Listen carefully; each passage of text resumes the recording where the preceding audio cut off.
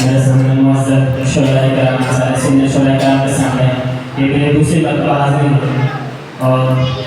नात पाक के चंद अशआर उसके बाद जिस मकसद के तहत ये महफिल सजाई गई है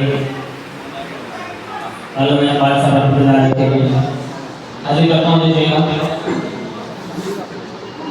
ऐसा पाना देखे ऐसा पाना देखे रुतबा